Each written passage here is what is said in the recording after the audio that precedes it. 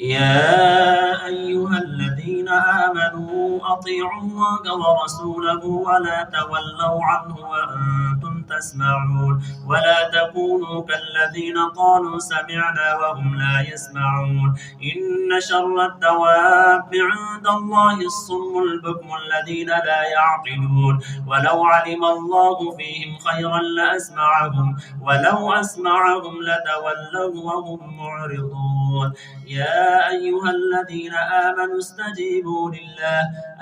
استجيبوا لله وللرسول إذا دعاكم لما يحييكم واعلموا أن الله يحول بين المرء وقلبه وأنه إليه تحشرون واتقوا فتنة لا تصيبن الذين ظلموا منكم خاصة واعلموا أن الله شديد العقاب واذكروا إذ أنتم قليل مستضعفون في الأرض تخافون أن يتخطفكم الناس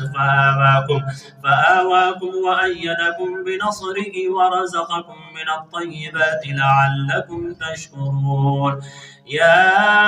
أيها الذين آمنوا لا تخونوا الله والرسول وتخونوا أماناتكم وأنتم تعلمون واعلموا أنما أموالكم وأولادكم فتنة وأن الله عنده